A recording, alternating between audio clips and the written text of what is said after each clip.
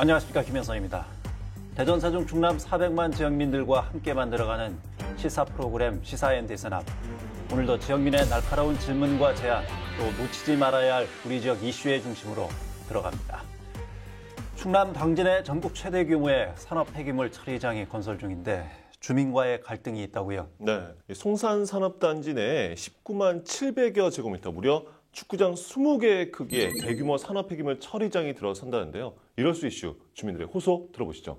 안녕하세요. 저는 송산면에 농사를 짓고 있는 주민 한윤숙이라고 합니다. 송산에 전국 최대 규모의 산폐장이 산업 폐기물 매립장이 들어온다고 하는데 농사를 짓고 있는 주민의 한 사람으로서 내년부터 당장 매립 시작을 한다는데 구경만 하고 있어도 되는 건지 이게 말이 되는지 좀 묻고 싶습니다.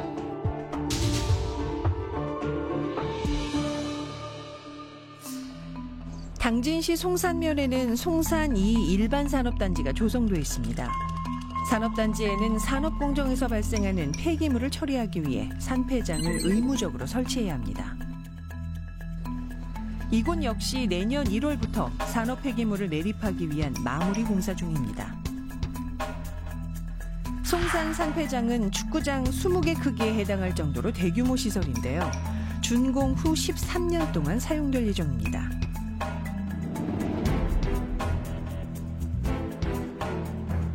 송산 산폐장 인근에 사는 한윤숙 씨가 1인 시위에 나섰습니다. 그동안 당진시와 사업주가 형식적인 절차만 거쳤을 뿐 시민들의 의견을 충분히 반영하지 않았기 때문입니다. 송산면 동곡리에 전국 최대 규모의 산업 폐기물 처리장이 들어온다고 하는데 같은 송산 주민으로서도 지금 공사 진행이 엄청 진행된 상황에서 알게 돼가지고 너무 황당했고 알려야 되는 의무에 너무 소홀히 한 것 같아서 저라도 좀 알려야 되겠다. 최대한 저처럼 이렇게 황당하게 나중에 알고 분노하는 이런 일을 좀 줄여야 되겠다 싶어가지고 저라도 나서서 좀 알리고 싶어서. 전국의 산업단지가 조성되는 지역마다 그에 따른 폐기물 처리 시설을 두고 논란이 끊이질 않는데요. 송산 산폐장 역시 시설의 규모와 안전성 등에 대한 시민들의 걱정이 큽니다. 올해 초에 저희는 좀 이 산폐장 문제 얘기를 듣고 사실 되게 놀랐어요. 산폐장이라는 말 자체도 잘 익숙하지 않은 게 이 지역의 시민들이고 특히 엄마들은 이런 문제에 그렇게 관심이 없었다가 전국 최대 규모의 산폐장이 엄마들은 상당히 좀 걱정이 컸고요. 이 피해는 고스란히 저희들 아이들한테 갈 거라는 걱정이 들었기 때문에 못 살겠다. 이제 여기서는 미세먼지도 심하고 교육적인 문화적인 인프라도 부족한 게 참 답답했는데 이제 환경도 이 모양이 되냐. 산폐장은 산업단지 운영을 위해 꼭 필요한 곳이지만 환경 문제를 일으킬 수 있어서 양면성을 가지고 있습니다. 또 이런 산업 폐기물은 각종 인체나 건강에 유해한 독성물질도 함유될 수 있기 때문에 토양오염, 수질오염, 또 대기오염, 또 악취 이런 문제들이 발생을 일으킬 수 있어요. 따라서 이런 이제 처리 시설을 할 때는 안전하게 시공돼야 되고. 문제가 불거지자 시민들은 당진 산폐장 반대 범시민 대책위를 꾸리고 적극적인 활동에 나섰습니다. 당진 시민들에게 산업 폐기물 매립장에 대한 현실을 알리고 당진시에도 사태 해결을 위한 강력한 행정 조치를 요구하기 위해서입니다. 산폐장을 둘러싼 논란, 첫 번째는 매립 용량입니다. 2009년부터 산업단지가 조성되는 과정에서 9차례 이상 설계 변경이 이루어졌고 산폐장의 매립 용량도 늘었습니다. 그 규모가 전국 최대입니다. 저희들이 주장하는 것은 첫 번째 매립 용량이거든요. 용량에 대한 산정할 때에 과도하게 선정했다. 초기에 매립 용량이 약 이렇게 한 350만 톤, 400만 톤 이러다가 소각장을 안 짓는 명분으로 늘려나가서 약 950만 톤까지 이렇게 매립 용량을 늘려나간 게. 그럼 이 과정에서 환경오염을 최소화하고 시민의 건강권을 지켜야 할 당진시는 어떤 역할을 했을까요?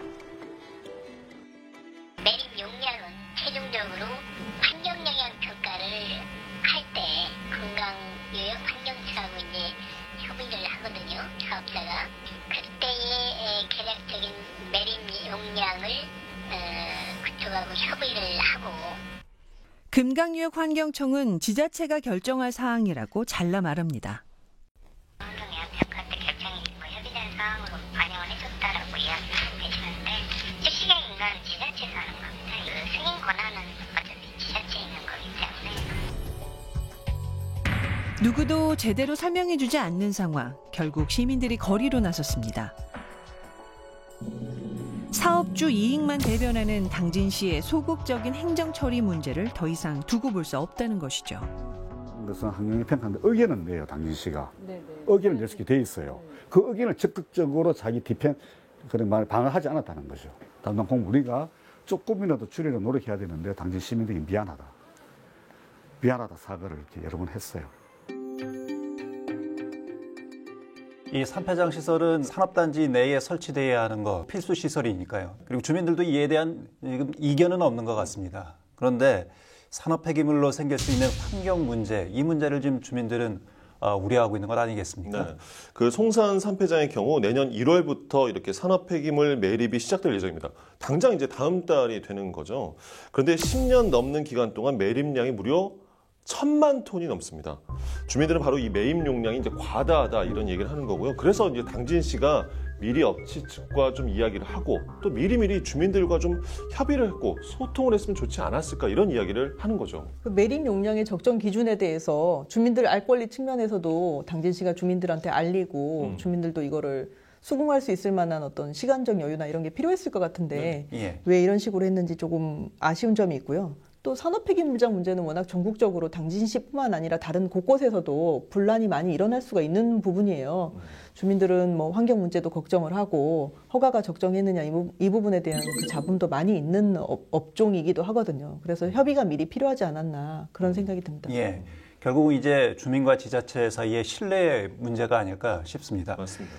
이 산패장 건설 과정에서도 주민들에게 좀 불안감을 키우는 일들이 있었다고 하는데 저희가 화면을 보고 다시 한번 얘기를 나눠보도록 하겠습니다. 시민들이 송산 산패장을 반대하는 또 한 가지 이유는 절차상의 문제입니다.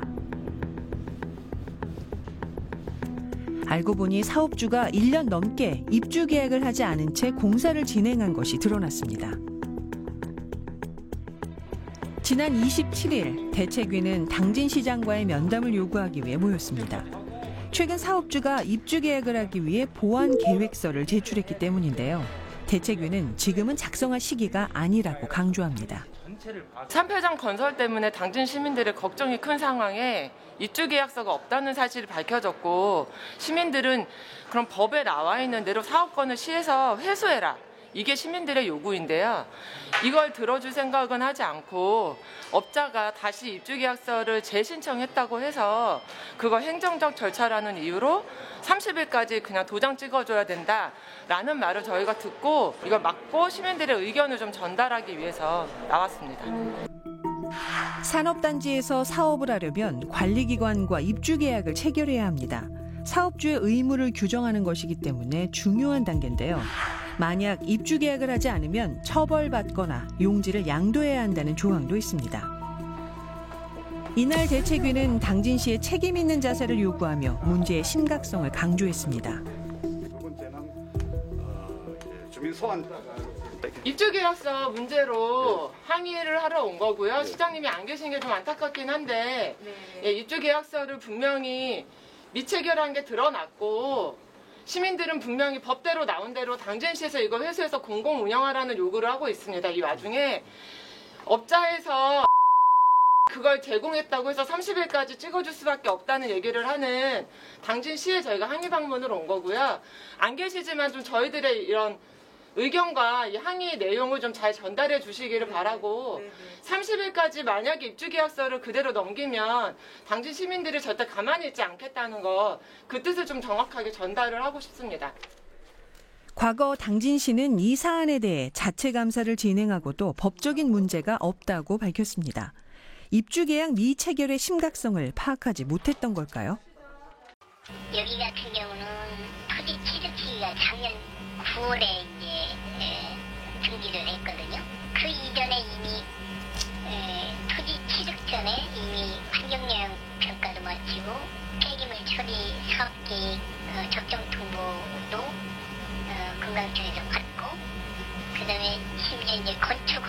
절차들이 이미 난 상황이었어요. 선행 절차들이 다 이루어졌기 때문에 입주 계약을 준 입법 취지는 이미 다 달성이 된 상태였고. 입주 계약도 안 하고 건축이 지금 진행되고 있다. 그 산지법에 아주 명백하게 나와 있어요. 공장 등을 그 입주 계약을 안 하면 그 위법인 걸로 해야 된다. 이렇게 딱 나와 있습니다. 입주 계약을 하는 것이 사업자가 요청을 해야 되는 거예요. 시가 입주 계약을 체결을 요청을 한다든가 그런 절차가 규정되어 있는 것은 없고 사업자가 안 했을 경우에 벌칙 규정만 있습니다. 지금. 반면 산업통상자원부는 입주계약 체결 여부는 지자체의 재량이라는 판단입니다. 이것은 행정이 아무리 실수했다 하더라도 그걸 알게 된 이상 직권으로 행정 건축허가 취소를 해야 돼요. 당진시는 송산산 폐장 관련 논란이 커지자 문제 해결에 행정력을 집중하겠다는 입장입니다. 입주계약서 미체결 문제로 사업주를 고발 조치하고 공사중지 가처분 신청을 하겠다고 밝혔는데요. 결과는 어떻게 됐을까요? 경찰은 사업주의 고의성을 발견하기 어렵다며 불기소 의견을 밝혔습니다. 공사중지 가처분 신청 역시 특별한 위반 사항이 없어 각하됐습니다. 법률적 판단으로는 잘못이 없는 셈이죠. 당진시가 그 관리자거든요. 관리자한테 주어진 권한이 있어요. 그 권한이 바로 입주계약이라는 가장 큰 권한이고 그 입주계약에 근거해서 건축허가도 나가고 이렇게 쭉 나갈 수가 있는 거예요. 그것을 마치 입주계약이라는 게 그 주민등록 등본 떼어주듯 하는 그런 거라고 생각하는 그 관념에서 벗어나야 된다 이런 생각이 좀 들고요. 송산 산폐장의 폐기물 지역 제한 문제도 논란입니다. 내년 1월 산폐장이 준공되면 하루 1,000톤가량의 폐기물이 반입될 예정인데요. 이 중 30%는 당진 외 지역의 폐기물이 매립될 것으로 알려졌습니다. 현행법에 따르면 폐기물 처리에 지역 제한을 둘 수 없습니다.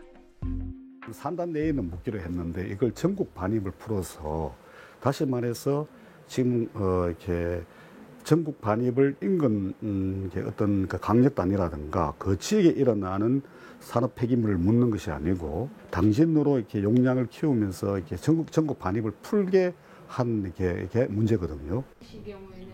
전문가들은 법 개정을 통해 지역 제한의 원칙을 세우고 공공성 강화를 위한 노력도 주문합니다. 특히 매립장 같은 경우는 매립을 했을 때 그 사후 관리가 법적으로 30년으로 돼 있거든요. 그런 차원에서 좀 정부가 더 나서서 일정 부분은 환경 오염도 예방하고 사후 관리도 더 강화시켜서 공공성을 강화하는 게 필요하다고 생각하고 있습니다. 시민들은 산폐장 문제를 알리기 위해 촛불을 들었습니다. 자신의 터전에서 좀 더 안전하고 편하게 살 수 있는 곳을 바라는 마음일 텐데요. 이런 지역민들의 호소가 공허한 메아리가 되지 않도록 지자체를 비롯한 관계기관이 함께 노력해 주길 바랍니다. 지역 주민으로서 바랍니다. 전국 최대 규모의 산업 폐기물이 내년부터 쏟아져 들어온다고 생각하니까 끔찍합니다. 지역 주민으로서 지역민들한테 피해가 가지 않는 방향으로 좀 해결이 됐으면 좋겠고요. 앞으로 이런 과정에 정보 공개가 좀 정확히 됐으면 좋겠습니다. 산폐장 건설 과정에서 행정의 위급함이 있었던 것은 분명한 것 같습니다. 네. 예, 그렇기 때문에 주민들이 이런 문제 제기를 할 수밖에 없는 상황인 것 같고요. 네. 그 입주 계약서를 쓰지 않은 사실도 주민들이 이제 밝혀냈다는 거고요. 당진시는 그제서야 뒤늦게 사업주를 입주 계약서를 체결하지 않았다고 고발을 했습니다. 근데 이게 또 별다른 성과가 없었다는 거잖아요. 네, 폐기물 관리법에서는 폐기물 사업의 적정 통보를 받은 다음에 공사에 착공하고 먼저 그 다음 폐기물 관리 그 허가를 내줄 수 있도록 이런 식으로 되어 있는데요. 아마 업체는 그걸 믿고 이 착공에 들어간 거 아닌가 싶어요. 네네. 아니, 적정 통보를 받은 사람은 원래 허가를 받기 전에도 착공에 들어갈 수는 있어요. 근데 문제는 이 입지가 산업입지이기 때문에 폐기물 관리법만 보는 게 아니라 산업입지법이랑 산업집적법 이걸 봐야 된다는 거예요. 네. 근데 그 법에는 입주 계약서를 체결하도록 되어 있는 거예요. 근데 이 입주 계약서를 쓰지 않고, 그러니까 행정이 미비한 점이죠. 당진시에서는 또 이 업체에서도. 근데 입주 계약서는 얼마나 중요한 부분이냐면 그 입주 계약서 자체에 산업 폐기물에 대해서 배출 오염물질의 종류와 배출량 이걸 기재하도록 돼 있거든요. 가장 중요한 부분 중에 네, 하나잖아요. 근데 그걸 기재하도록 입주 계약서에 그 사업 계획서를 붙이도록 돼 있는데 입주 계약서를 작성하지 않음으로써 이 부분에 대한 행정의 그 통제 권한을 놓친 거죠. 이걸 놓쳤다는 부분에 대해서 당진시 책임도 있는데 업체에게 왜 계약서를 작성하지 않았느냐? 고발하겠다. 이거는 자기가 잘못해놓고 자기 잘못을 남한테 떠넘기는 거랑 비슷한 것이라서요. 아마 그 업체가 고발받아서 처벌하고 이런 거는 조금 힘들 수가 있겠죠. 그리고 주민들이 또 하나 우려하고 있는 게 이제 업체가 당진 산업단지 내의 폐기물뿐만 아니라 전국의 이제 모든 폐기물을 이제 받아도 된다? 상관없다? 이런 건데 이게 좀 가능한 건지. 그건 주민들 입장하고 관련 법하고 여러 가지 생각할 부분이 있어요. 폐기물 관리법에 보면은 25조 7항에서 폐기물 처리업에 대해서 환경부 장관이나 시도지사가 주민 편익이나 환경을 위해서 그 폐기물 관리업에 조건을 붙일 수 있다 이렇게 돼 있거든요. 다만 영업구역 제한 관련해서는 생활 폐기물업 영업구역은 생활 폐기물업에만 할 수 있는 것처럼 규정은 그렇게 생겼어요. 그래서 당진시는 지금 이 법 폐기물관리법 25조 7항만을 들어서 법에 이렇게 생겼다. 생활 폐기물업만 그 영업구역을 제한할 수 있다. 그것만 지역 제한이 네. 있는 거다. 그렇기 때문에 생활 폐기물이 아닌 이런 산업 폐기물이나 다른 폐기물의 경우에는 이 규정 때문에 제한을 할 수가 없다. 전국에서 들어오는 폐기물을 다 받아야 된다. 이렇게 하는 게 당진시 입장으로 알고 있어요. 근데 최근에 2020년 6월경에 서산 오토밸리 내에 산업 폐기물 그 관련해서 소송이 있었거든요. 근데 이 관련 소송에서는 영업구역 제한을 할 수 있다는 취지로 대전지방법원에서 1심 판결이 있었어요. 근데 그거 지금 항소심 진행 중으로 알고 있는데요. 그 항소심에서 그 생활 폐기물업 말고도 산업 폐기물에 대해서 영업 제한, 구역 제한을 할 수 있는지 없는지 항소심 재판 중이기 때문에 이 판결에 주목해야 될 걸로 보여요. 법적인 복잡한 문제가 얽혀 있는 것 같습니다. 하지만 지자체가 이 주민들의 편에 서서 이런 문제 해결하려는 노력이 좀 필요하지 않나 싶기도 하고요. 각 지자체가 산업단지 유치에만 열을 올릴 것이 아니라 산패장을 둘러싸고 벌어지는 이 주민 간의 갈등, 주민들의 우려를 불식시킬 수 있는 폭넓은 행정력도 발휘해 주기를 기대를 해봅니다. 시민 여러분의 제보가 더 나은 우리 지역, 우리 사회를 만듭니다. 시사인 대서남, 제보 메일과 전화는 항상 열려 있습니다.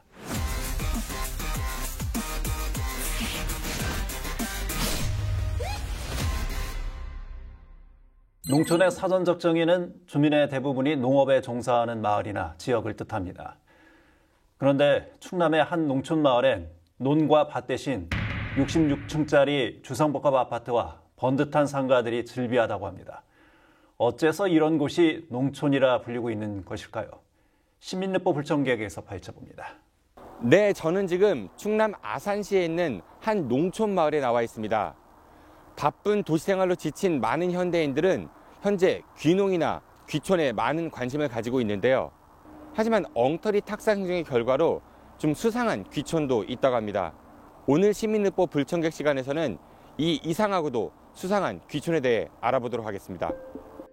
정부에서는 행정구역상 읍이나 면을 모두 일률적으로 농촌 지역으로 두고 있습니다. 그러니까 내 주소지가 무슨 읍이나 무슨 면에 속하면 농어촌 지역으로 분류되고 있다. 이렇게 보시면 됩니다. 저는 지금 충남 아산시에 있는 마을에 나와 있습니다. 근데 한번 보여드릴게요. 네, 천천히 한번 보여드립니다. 보시기에 여기가 농촌 지역이라고 보이시나요? 우리가 흔히 생각하는 그런 농촌과는 좀 거리가 멀어 보이죠? KTX 천안 아산역이 들어서면서 충남 아산시 배방읍 일대에는 이렇게 신도시가 조성되어 있습니다.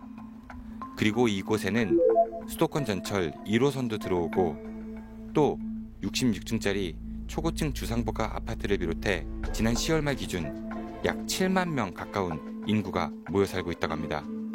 뿐만 아니라 반경 1km 안에 대형마트도 무려 2개나 있다고 하고요. 하지만 이곳은 행정구역상 아산시 배방읍이기 때문에 정부에서는 이것을 농촌지역으로 분류해놓고 있습니다. 실제 그 읍이나 면 그 행정구역이 그러면은 도심이거나 아니거나 상관없이 다 농촌 인구로 이렇게 통계가 잡히는 건가요? 농업, 농촌 및 그 식품산업기본법에요. 그 농촌이란 읍면의 지역이라고 명시가 되어 있거든요. 그래서 저희는 그 법령에 따라서 작성을 하고 있어요. 일단 법상으로는 문제가 없다 이런 말씀이신 거죠? 네, 법상으로는 전혀 문제가 없습니다. 도시에서 살다가 이곳으로 이사 오게 되면 귀촌 인구로 통계가 잡히기 때문에 정부에서는 이 통계를 바탕으로 해서 각종 귀촌 정책을 만들고 있다고 합니다. 하지만 현실을 전혀 반영하고 있지 못해서 그 실효성이 크게 떨어지고 있다고 합니다. 그럼 아산시의 귀촌과 귀농 정책을 담당하고 있는 아산 농업기술지원센터의 말을 들어보도록 하겠습니다. 수고하셨습니다. 예, 안녕하세요. 그 귀촌 관련해서 좀 여쭤보려고. 이거는 저희 시간의 문제가 아니고 사실은 그 귀촌이라는 그 규정이 이 동쪽에서 읍면 지역으로 주소만 옮기면 그거 가지고 통계청이나 농식공부에서 관련 법규가 그렇게 돼 있으니까 그렇게 잡는 거예요. 그러니까 시군에서는 사실은 그거에 대해서 아무 권한도 없고 그래요. 사실 중앙에서 법령 것도 사실 정비가 돼야 되는 문제라고. 그렇다면 현재 농촌을 법령상 읍면으로 규정해 놓은 농림축산식품부의 입장은 어떨까요? 농촌을 정하는 이유가 우리가 도시에 비해서 말 그대로 여러 가지 생활 서비스라든가 그런 것들이 그 접근성이라든가 불리함을 정책적으로 좀 극복하기 위해서 정하는 측면도 있기 때문에 그 아산 배방앱이라든가 그런 사례는 저도 이제 알고 있습니다. 개별 건들을 다 반영해서 농촌을 조정하고 하면 또 그것도 여러 가지 또 문제점이 있을 것 같고 왜곡되는 부분들 최소화할 수 있도록 정책적인 노력을 좀 해보고. 그러니까 행정구역상 주소지가 읍이나 면이면 무조건 농촌으로 분류가 된다 이런 얘기잖아요. 만약에 제가 이 아산시 배방읍으로 이사를 갑니다. 근데 KBS로 출근을 해요. 그래서 저는 귀촌인이 되는 그런 거죠. 네. 그러니까 화면에 나왔던 그 아산의 귀촌 통계 수치 12,000명 중에 그 중에 한 명으로 저도 이제 분류가 될 수 있다는 겁니다. 이게 농어촌 현실을 반영하지 못한 엉터리 통계가 되는 거죠.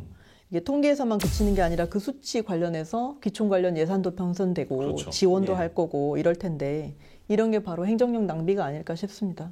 예, 통계에는 늘 한계가 있다. 이런 변명을 할 것이 아니라 현실에 맞는 보완책이 지금 빨리 나와야 되는 것이 아닌가 이런 생각이 들기도 하고요. 게다가 문제가 지금 여기서 그치는 것이 아닙니다. 관련된 여러 문제들이 있는데 화면을 보고 얘기를 나눠보도록 하겠습니다. 그런데 과연 이것만 문제일까요? 서울대를 비롯한 전국의 유명 대학들은 지역 인재 균형 선발을 이유로 들어 농어촌 지역 출신 학생들 중 일부를 선발하는 이른바 농어촌 특별 전형 제도를 운영하고 있는데요. 농촌이나 어촌을 특정할 때 네. 어떤 기준을 적용을 하시는 건가요? 지방자치법이랑 몇 조. 네. 거기에 해당하는 거로 인정을 하는 거거든요. 저희가 뭐 따로 그러니까 어디를 농어촌에 인정한다 하는 게 아니고. 그러니까 법률상 이곳도 농촌 지역이기 때문에 충남 아산시 배방읍 출신 학생들도 부모와 함께 살고 있으면 6년 이상 그리고 부모와 함께 살고 있지 않더라도 12년 이상 거주한 이력이 있다면 농어촌 특별전형에 응시할 수가 있는 것입니다. 중학교 가게 되면 중학교 3년, 고등학교 3년 이렇게 중학교, 고등학교 각각 가산점을 받아요. 네, 고등학교도 이제 대학 진학을 하게 되면은 입학하고 나서 3월달까지는 주소를 유지하셔야 돼요. 실제로 이사 오시는 그런 농어촌 특별전형 보고 이사 오시는 분들도 많이 있어요. 왜냐면 이 아산 지역은 비평준하고요. 예전에는 위장 전입도 가능했는데 요새는 위장 전입 좀 힘들어요. 실사는 안 나오던데 그래도 어쨌든 이제 위장 전입하는 사례들도 꽤 있었어요. 그럼요, 많았죠. 도시 지역에 비해 상대적으로 열악한 교육 환경에서 공부한 학생들을 위한 농어촌 특별전형. 하지만 이곳에선 전혀 다른 이야기였습니다. 학원은 대부분 뭐 원하시는 대로 다 보내시는데 저희도 이제 그 불당 지역이 워낙 유명하잖아요. 네네. 불당으로도 많이 보내시고. 당장은 없어요, 학원이요? 많이 있어요. 불당에 있어도 다 촬영 와요. 그러니까 뭐 학원 차가 없어서 걱정 안 하셔도 될 것 같고요. 학원 어디든 뭐 괜찮은 데는 많이 있어요.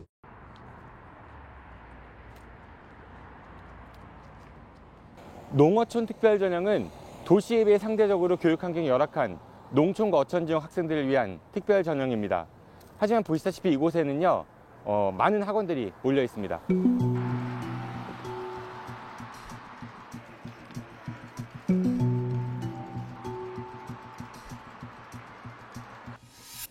그렇다면 실제 이 지역 학원가에서는 이 농어촌 특별 전형에 대해 어떻게 생각하고 있는지 한번 들어보도록 하겠습니다. 도시에서 그 농어촌 특별 전형 이런 거 감안해갖고 오는 그런 친구들도 있나요? 그렇죠. 15명에서 20명 정도가 있어요. 경기도 쪽에서 오는 애들이랑 이쪽 애들은 반반? 그러니까 동네에서 다니는 애들이 반이고 저쪽 청양 쪽으로 이제 불당농에서 가깝잖아요. 그래서 불당농 쪽으로 한 반 정도? 영어나 수학, 영수 같은 경우는 그쪽으로 많이 다니고요. 그렇다면 교육부에서는 이 같은 사실에 대해 제대로 파악하고 있을까요? 대학 입학 전형 자체가 농어촌 전형이라고 해서 저희가 그거를 유형화시키고 있고 사회 통합 전형이라고 해서 하고 있기는 하지만 기본적으로 자격을 설정하고 그에 따라서 전형 운영하는 건 대학의 권한이기 때문에 저희가 그 부분에서 깊이 개입할 수가 좀 없는 구조입니다. 대학이 한번 최대한 반영할 수 있게 여러 채널을 통해서 한번 협의나 요청을 드려보도록 하겠습니다. 지난 2015년부터 아산시에서는 배방읍의 행정구역을 현실에 맞게 조정하려는 움직임이 있었습니다.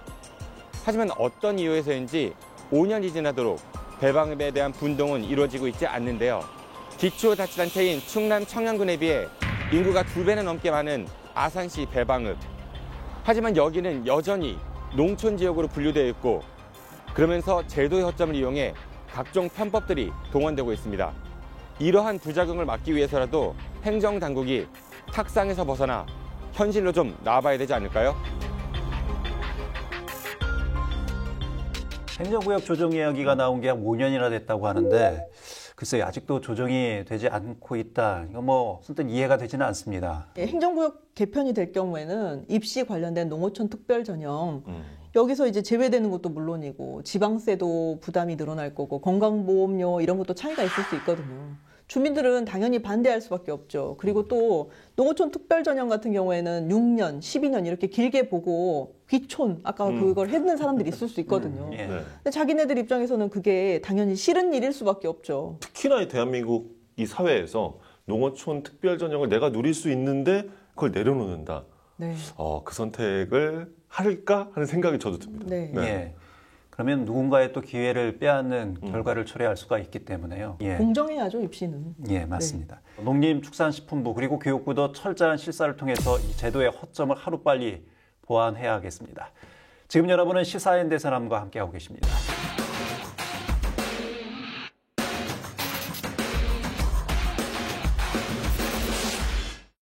한 주간의 대전, 세종, 충남의 이슈를 하나의 사진, 숫자, 공간으로 들여다보는 대세남 주민.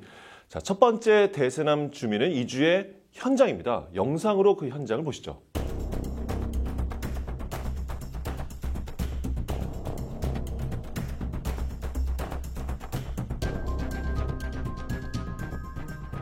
중소기업 벤처기업부가 이전에 대한 담당 정책 부서가 세종 이청사 행안부가 있는 이 자리입니다.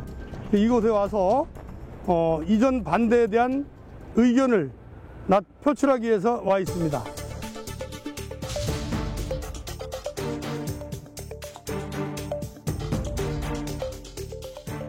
행정안전부에서 제거하지 않으면 끝까지 투쟁하고 농성을 이어갈 것입니다.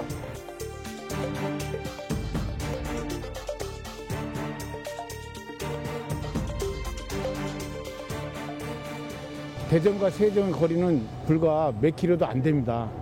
더군다나 중소벤처기업은 4차 혁명을 관장하는 그러한 기업부로서 거리가 멀다라는 핑계로 이전한다는 것은 도저히 이해가 할 수 없습니다.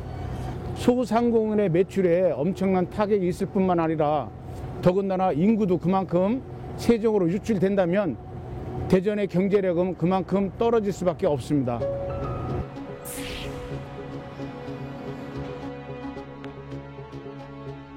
어떤 행정의 편의성이나 효율성을 생각해서 세종으로 합치는 것도 좋지만 대전에서 애시당초 계획했었던 거를 과연 이뤘는지, 이뤘다면 보다 더 어떤 중소기업 부로 돼가지고 그 목표를 더 높게 그 일을 이루기 위해서 정말 세종으로 가는 것이 필요한지 국민적 합의가 필요하다고 생각이 됩니다.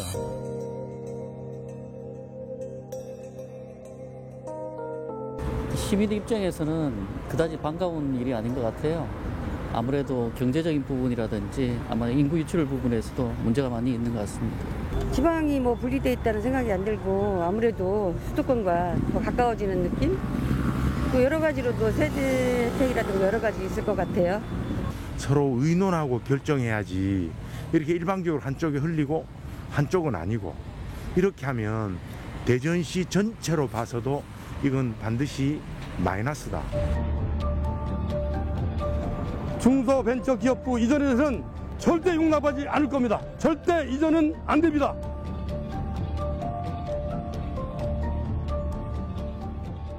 네, 이렇게 대전시를 비롯해 5개 자치구와 대전시 의회, 시민단체 등 대전의 민관정이 정말 총출동을 해서 중소벤처기업부의 세종시 이전을 막기 위한 천막 시위에 이렇게 돌입을 한 겁니다. 여당이 정부를 상대로 해서 이렇게 집회를 한다는 것은 참 이례적인 일이긴 합니다. 네. 예. 근데 천막 시위가 시작된 날 행안부가 의견 수렴을 위한 공청회를 17일에 개최하겠다 네. 이렇게 전격 발표를 했죠. 맞습니다. 일방적인 뭐 발표 아니 어떻게 보면 좀 통보라고 볼 수 있을 텐데 원래는 이렇게 공청회 일정과 관련해서는 대전시와 좀 협의를 하기로 돼 있었다라고 해요. 예. 그런데 그마저도 이루어지지 않은 채 정말 보란 듯이 대전의 지역사회가 좀 결집된 목소리를 낸 바로 그날 공청회 날짜를 발표를 해버린 거죠. 공청회 일정을 발표했다는 거는 절차를 공식화해가지고 중기부 이전 수순을 밟겠다 이런 의지를 보이는 것이 아닌가 생각되네요. 지난 11월 11일에 이낙연 더불어민주당 대표가 이런 말을 했었잖아요. 대전 시민들의 의견을 무시한 일방적인 강행은 없을 것. 예. 우리 이 말을 계속 믿어도 되는 걸까요? 예. 네. 이 무게가 상당한 얘기임에도 불구하고 이렇게 정부가 이 신속하게 처리하는 것은 그만큼 그동안 당정 간에 이 문제와 관련해서 좀 논의가 있었느냐 이런 부분에 대한 비판의 목소리 또 회의적인 목소리가 있을 수밖에 없을 것 같습니다. 네, 시민들께서 상당히 관심을 가지고 계실 텐데 이 말씀 꼭 드리고 싶습니다. 우선 11일부터 17일까지 전자공청회가 있습니다. 행정안전부 인터넷 홈페이지를 방문하셔서 대전 시민, 나의 의견을 꼭 반영하셨으면 좋겠고요. 네. 17일 다음 주 목요일 공청회도 우리가 꼭 지켜봐야겠습니다. 네. 자, 다음은 2주의 사진입니다. 자, 사상 초유의 코로나 수능 당일의 교실 풍경입니다. 1994학년도 수능 도입 이후 제일 늦은 시기에 사상 첫 12월 수능이었죠. 정말 우여곡절이 많았습니다. 그리고 이런 풍경까지도 있었습니다. 코로나 확진 판정을 받은 수험생은 시도별로 지정한 별도의 거점 병원에서 이렇게 따로 시험을 치러야만 했습니다. 예. 올해 고3 수험생들 그 어느 해 수험생들보다 참 안쓰러웠잖아요. 맞아요. 예. 코로나 때문에 학교에도 제대로 가지 못했고 휴교령이 4번씩이나 있어서 온라인 수업을 해야 하는 그런 상황이었기 때문에 그래서 여러 수능 준비하는데 좀 어려움을 많이 겪었다라는 얘기들을 많이 하고 있는 것 같습니다. 그 누구도 경험해보지 못한 이렇게 코로나 수능을 치르며 마음 졸였을 수험생들 그리고 수험생 가족들 정말 고생 많으셨고요. 모두의 앞길을 응원하겠습니다.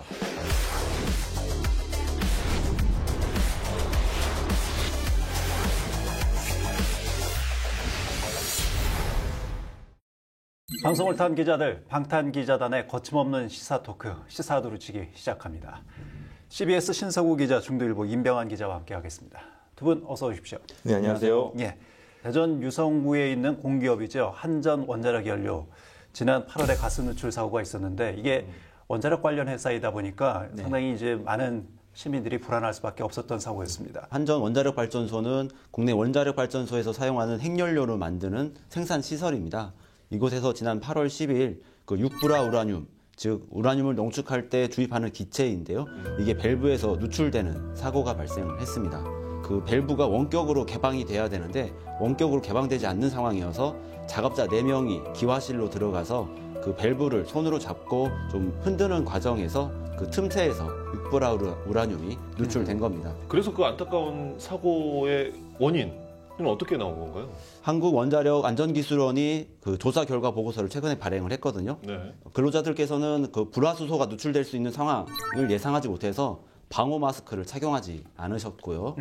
또 불화수소를 흡입하는 설비도 가동하지 않은 채 그 작업을 4명이서 작업을 하고 있었습니다. 안전 조치가 상당히 미흡했다는 얘기잖아요. 예, 그렇습니다. 예. 그 밸브 작업을 하셨던 주 작업자께서는 손목과 발목에 3도 화상을 입고 또 피부 이식 조치까지 받아서 응급실에서 지난 9월에서야 퇴원할 수 있었다고 하고요. 그 같이 있던 3명께서도 이제 안면마비 아니면 후두 통증 이런 현상을 일시적으로 보였으나 다행히 상황은 금방 개선되었다고 합니다. 예, 이런 조사 결과를 바탕으로 해서 한국원자력안전기술원은 방호 장비를 착용하지 않았고 또 사건 보고도 뒤늦게 했다라는 점을 들어서 한국원자력원리 측에 작업 절차 개선과 교육 훈련 강화를 주문하는 것과 함께 800만 원의 과태료를 부과하는 방안에서 사건이 일단락되는 듯이 보였는데 한국원자력연료에서 자체 징계위를 진행하는 과정에서 주 작업자께서 그 사고 책임을 떠넘기고 거짓 진술을 강요했다라는 수십 장의 그 메모를 남기고 극단적인 선택을 하신 겁니다.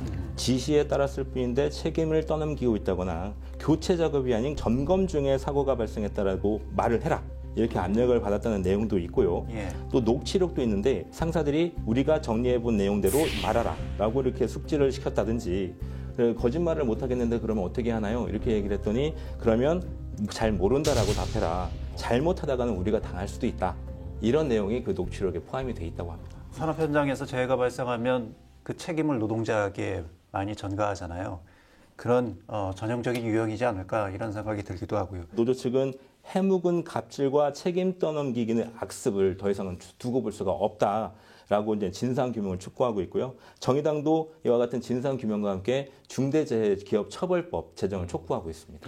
그런데 사고 발생할 때마다 뭐 재발 방지를 위해 최선을 다하겠다 이런 뭐 기계적인 답변만 들으니까 시민들은 좀 화가 납니다. 사고가 발생했을 때 해당 기관에서 자체 조사를 할 수밖에 없거든요.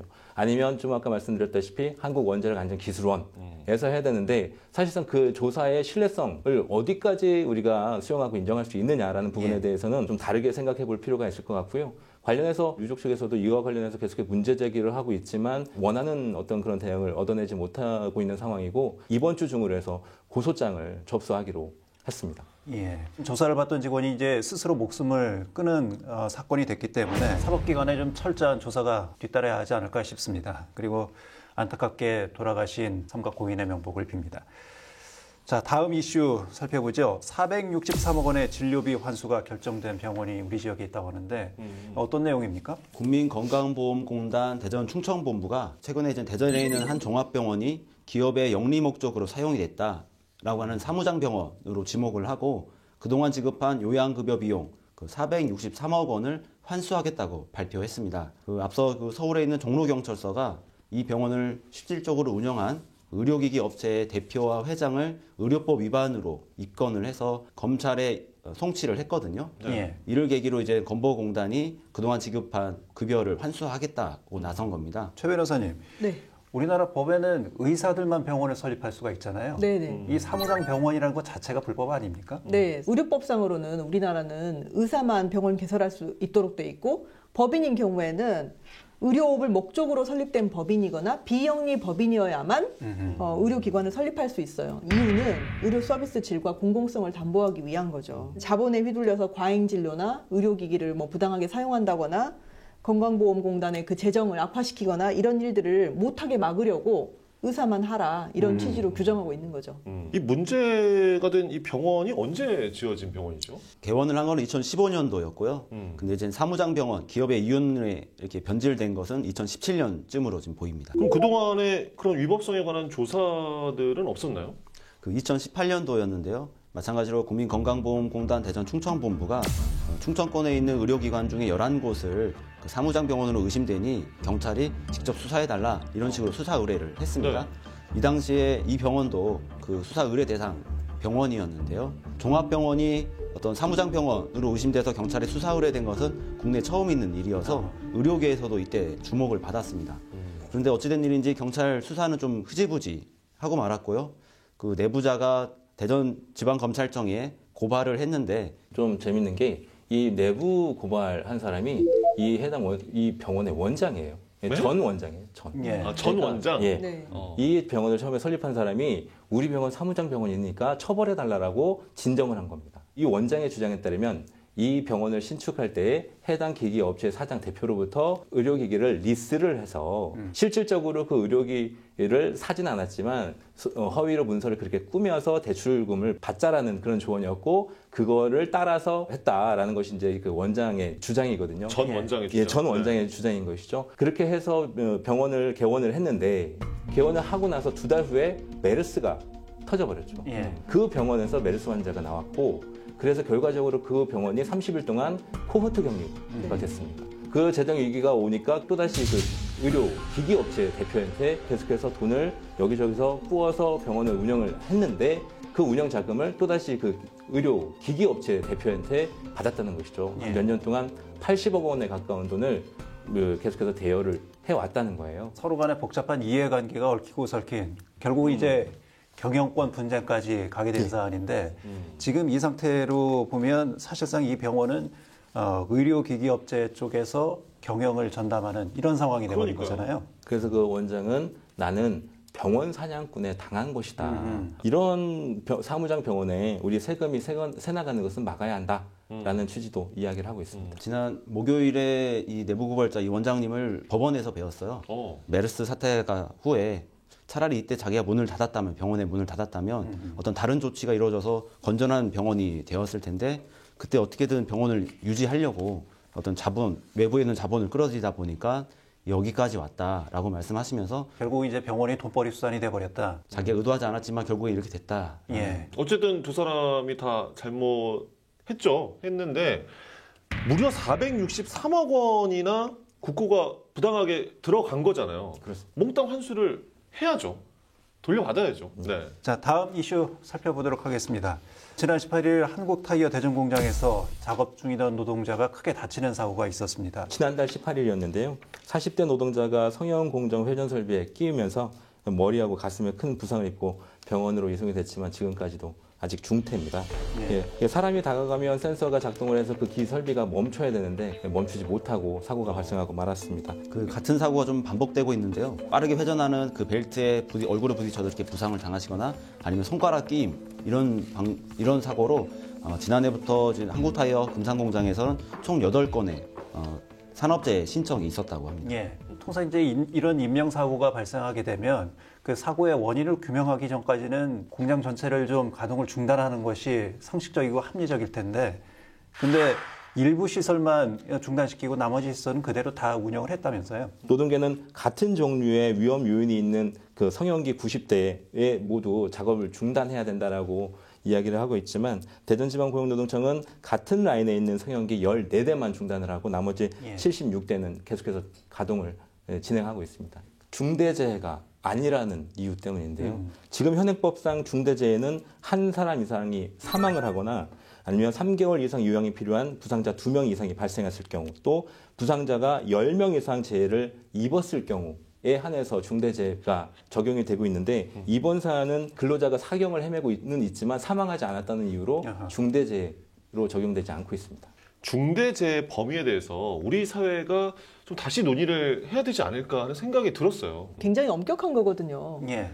두 명이 동시에 다치는 경우가 사실 흔한가요? 그리고 3개월 연속으로 요양이 필요한 정도면 3개월 병원에 입원하고 있으면 정말 그건 너무 심한 중환자거든요. 예. 부상자가 1명 발생해도 그게 중상이면은 중대재해로 보고 사업장 전체의 안전을 도모할 수 있도록 전체 동일한 작업을 중지시킬 수 있는 이런 법 교정이 필요할 걸로 그게 너무 생각이 돼요. 상식적인 거 아닌가요? 그런 게. 우리나라 산재사고 사망률이 OECD 국가 중에서 1위잖아요. 그래서 노동계는 이런 산재 사고를 막기 위해서는 반드시 중대재해처벌법이 필요하다. 이런 주장을 계속하고 있습니다만은 정치권에서는 이와 관련된 진전사항이 지금 아직까지도 없는 것 같습니다. 예. 그 2013년부터 17년까지 5년 동안 발생한 산업안전보건법을 위반한 법인에 부과된 벌금의 평균이 448만 원입니다. 경영자라든지 기업은 별다른 처벌을 받지가 않아요. 2018년에 산안법이 전면 개정됐는데도 한 해에 2,000명, 하루 평균 6명이 출근을 했다가 저녁 때 집에 돌아오지 못하는 게 지금 우리나라 노동의 현실이거든요.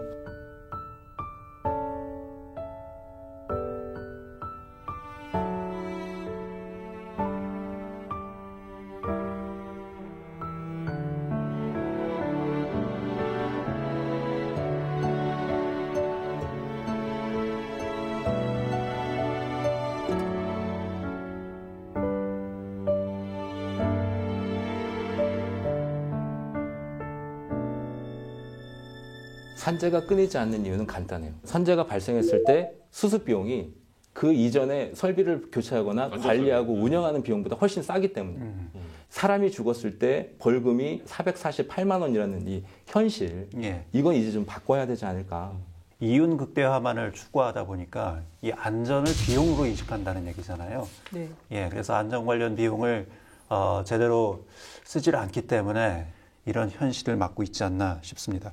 9일 정기국회 마지막 본회의가 있는 날입니다. 이번에는 이 노동계의 오랜 요구인 중대재해기업처벌법이 꼭 통과되기를 기대를 해보겠습니다. 자, 오늘 방탄기자단의 시사두리치기는 여기까지 하겠습니다. 두 분 고맙습니다.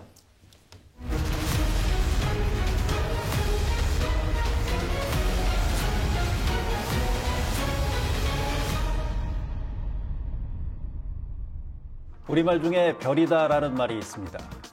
무뎌진 연장의 날을 날카롭게 만든다는 뜻이죠. 산업폐기물 처리장과 주민 사이에서 두루뭉술한 태도를 취하고 있는 당진시.